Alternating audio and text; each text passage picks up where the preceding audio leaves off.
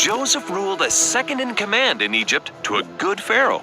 And during the Great Famine, Joseph invited his entire family, the house of Israel, to live in Egypt where there was enough food for everyone. Fast forward over 300 years, and their descendants are still in Egypt, but now as captive slaves to a horrible Pharaoh who knew not Joseph. So, the house of Israel, also called Israelites or Hebrews by the Egyptians, have been forced to do back-breaking labor for generations. They need a hero! Someone to rescue them from this awful bondage. So, God sends a special baby boy to one day save them all. Sound familiar?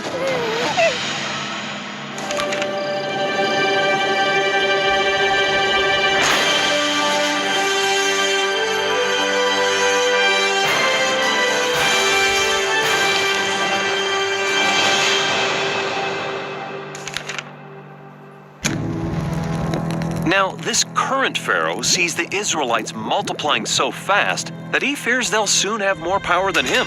So, to prevent this, he comes up with a plan. At first, he tries to be subtle and turns to Hebrew midwives Shiphrah and Puah. He orders them to kill any boy born on their watch. But they refuse.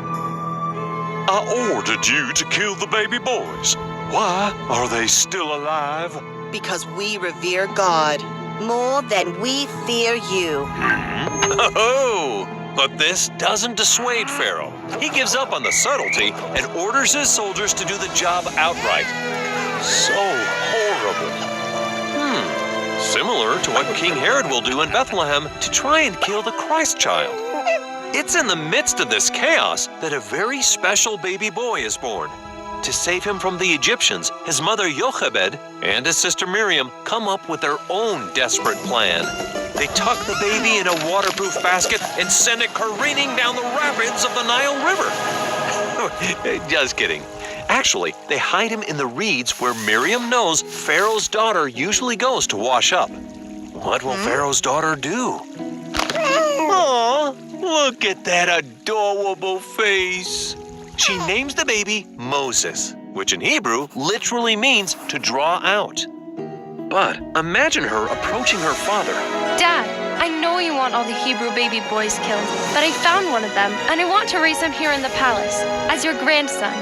Remarkably, the Pharaoh agrees. With their incredible courage, these women save the future prophet, and Moses is raised in the house of Pharaoh as royalty. But decades later, after Moses kills an Egyptian to save the life of a fellow Israelite, Pharaoh wants Moses killed. Again. So Moses flees to Egypt and ends up in the distant land of Midian. There, Moses comes across 7 daughters watering their father's sheep, but rival shepherds are trying to scatter them. Moses steps in and risks his life to protect their flock, just like Jesus is willing to lay down his life to save us, his flock. The grateful daughters bring Moses back to their father Jethro. He joins the family, and they teach him about the true and living God. But meanwhile, back in Egypt, the Hebrews continue to suffer as slaves to their Egyptian oppressors. Years pass, and this once prince of Egypt becomes a shepherd. One day, he's out near Mount Horeb, aka Mount Sinai, which, let's remember, because something else very important will happen here one day, and Moses notices something strange. Huh?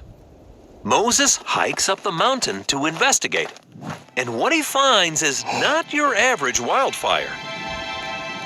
Moses. Here I am. I have heard the cries of my people in Egypt, and I'm sending you to deliver them. Well, I can't do that. Who am I to tell Pharaoh to let them go? I will be with you. And when the Hebrews ask who sent me, what am I supposed to tell them? Tell them, I am that I am. Now in Hebrew, I am can be translated to YHWH, short for Yahweh. And another way to say Yahweh is Jehovah. Therefore, I am equals Jehovah. This is the same mighty God who made the earth. But even with this assurance of who's got his back, Moses is still unsure. Oh, plus, he's afraid of public speaking. God shows him several miracles and promises him all kinds of help, including an assistant, his brother Aaron. But... No more excuses. Go, get it done. I'll help you, but get it done. Yeah, God clearly wants Moses to understand that he will more than make up for all of Moses' inadequacies. And God extends this same promise to us with his powerful yoke, if we'll have faith and trust him. So, humbled and now highly motivated, Moses goes back to Egypt to see his Hebrew people. And things do go just as God promised. The people do believe Moses has come to deliver them, and they praise God for listening to their prayers. A rousing success. Then it's on to see the new Pharaoh, and it's an absolute disaster. Oh, well, if my slaves have enough time to worship their God, then clearly they have enough time to do more work. Oh dear. The Hebrews are obviously upset by this, and a very confused Moses returns to the Lord. Why did you send me again? I thought we were here to deliver your people, not make things worse for them.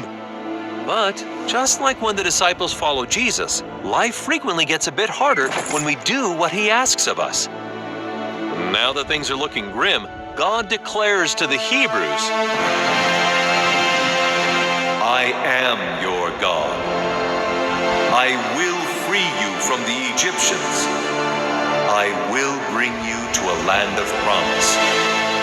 I am Jehovah.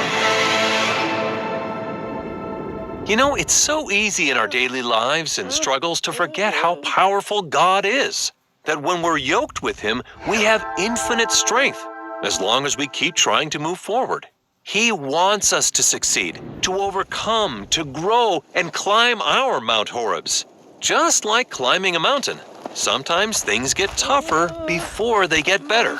But the views are exquisite, and as long as we keep our promises to the Lord, he will always keep his promises with us. Now back to the story, God commands Moses to return to Pharaoh. It's gonna be a showdown. But what will it take to get Pharaoh to listen? Will he let the Hebrews go? Find out in the next video.